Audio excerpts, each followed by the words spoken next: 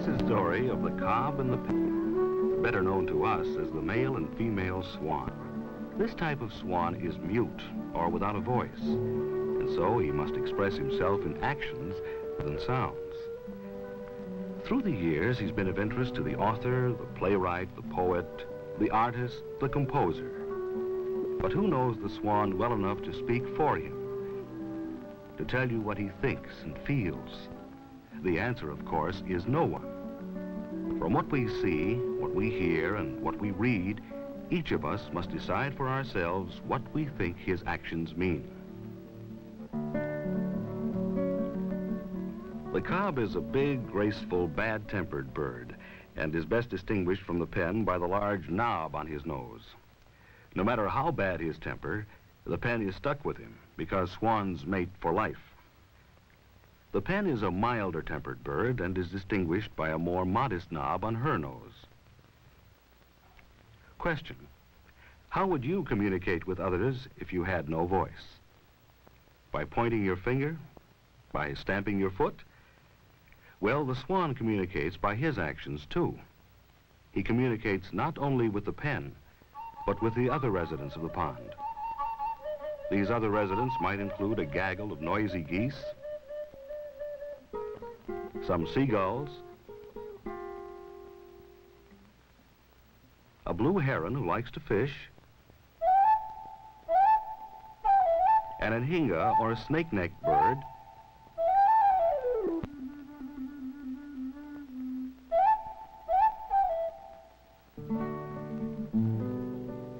there also might be an egret.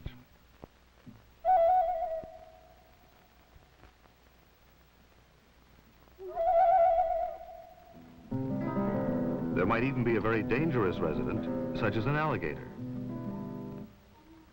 The first thing we must understand is that to the cob, this pond is his territory. For reasons not fully understood by us, certain creatures must be challenged when they enter his territory.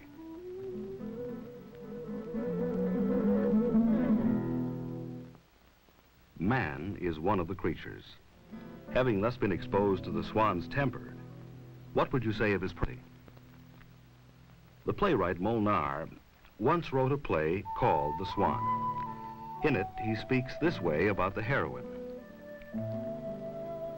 Your sainted father used to call you his swan, gliding proudly, majestically, where the moon gleams on the mirror of the water, and never coming ashore. For when a swan walks, when she waddles up the bank, she painfully resembles another bird.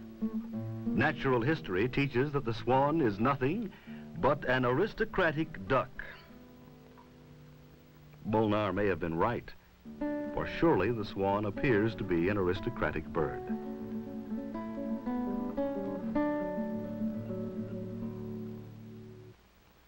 Geese and ducks, though less aristocratic, are closely related to the swans, all belonging to the order of birds called anseriforms.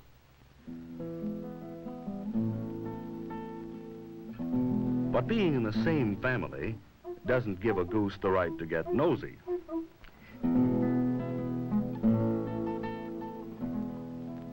And there comes a time when he too must be put in his place.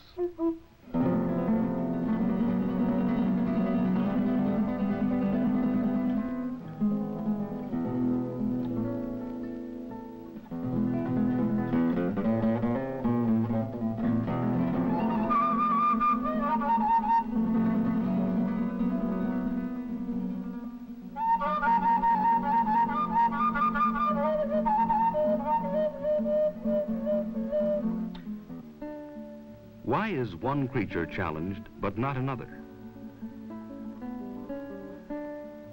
Must they belong to the same order of animals?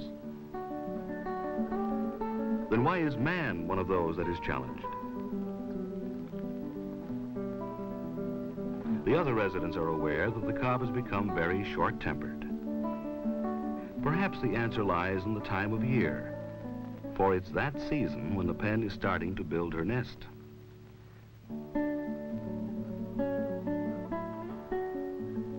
The cob at the moment seems more interested in his own feathers, Being a water bird, he must keep them oiled. But he's probably aware of what the pen is doing, though he seems not to notice.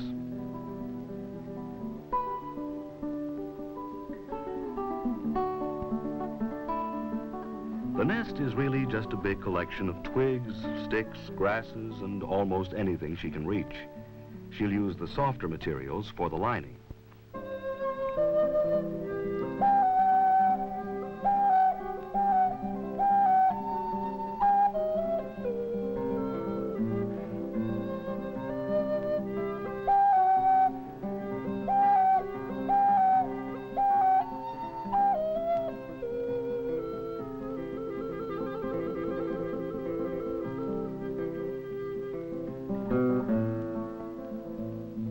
In the spring, the same instinct that stirs her to build a nest stirs in him. Building a nest is a message in itself, and it can't go unanswered for long.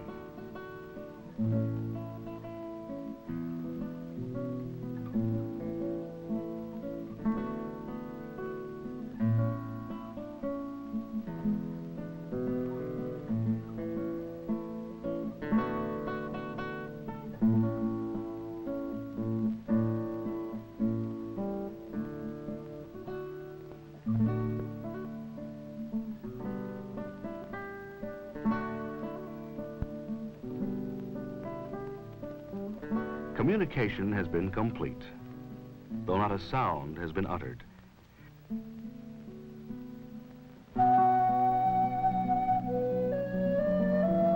Now the silent but majestic ballet of courtship begins in earnest.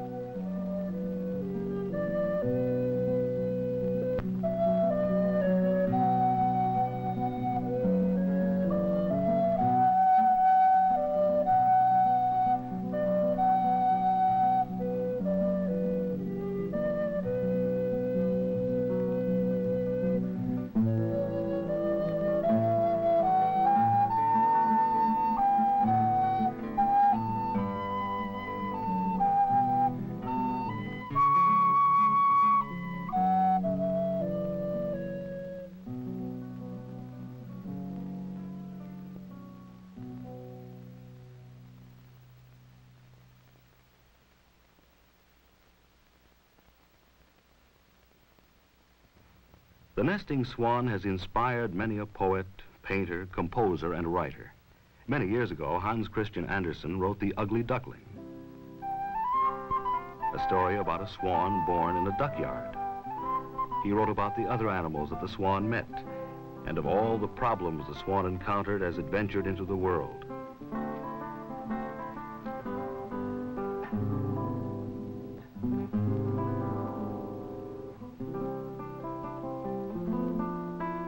The trouble was that this swan didn't know it was a swan until it met some other swans.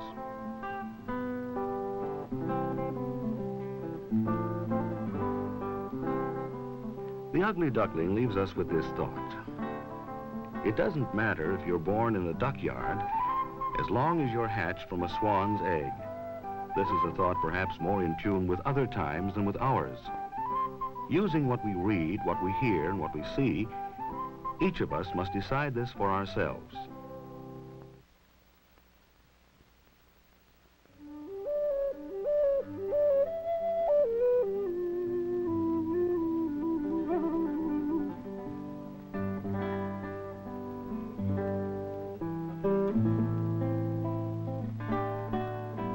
But for the pen, whether in Andersen's time or in ours, the problem is still the same. It will be 5 long weeks before the eggs hatch.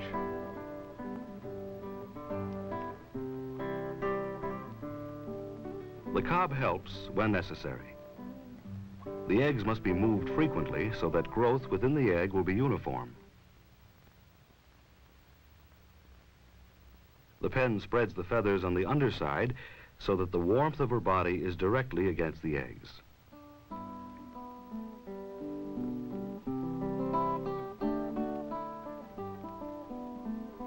Now the cob will guard the nest while his mate goes for food and exercise. How did the cob know that the pen needed him at this moment? Was it instinct Or did they somehow communicate? The eggs will suffer no harm by being left exposed for a short time. The real danger is that swan's eggs would make a delicious meal for any of several different animal predators. How out of place is such an ugly thought in such beautiful surroundings. A poet once said, "There's a double beauty whenever a swan swims on a lake with her double thereon." This verse expresses a beauty that some say only we humans can see. Perhaps only we can see the ugliness that exists in the swan's world, too. But who can say for certain that an animal cannot see beauty or ugliness? Who can say for certain that it cannot feel pain or cannot laugh or love as we do? And who can say for certain that it protects its own for reasons different from what ours would be?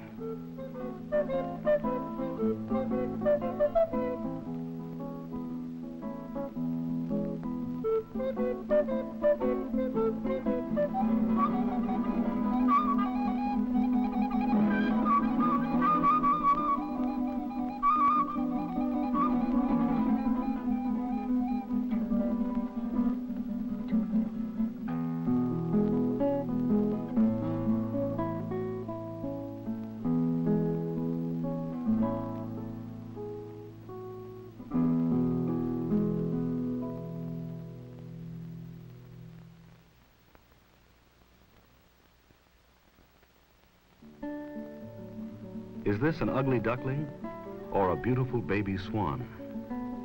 Each of us must decide for ourselves, but surely it must be a thing of beauty to its mother and father. The cygnet, the baby swan, will soon grow into a majestic, graceful reflection of its parents. Then, new poets, playwrights, artists, and composers will try to express the meaning it has for them. On thy fair bosom, Silver Lake, the wild swan spreads his snowy sail, and round his breast the ripples break, as down he bears before the gale. Thus James Gates Percival, an English poet, saw the swan as a sailboat in the wind. Molnar, the playwright, called the swan an aristocratic duck.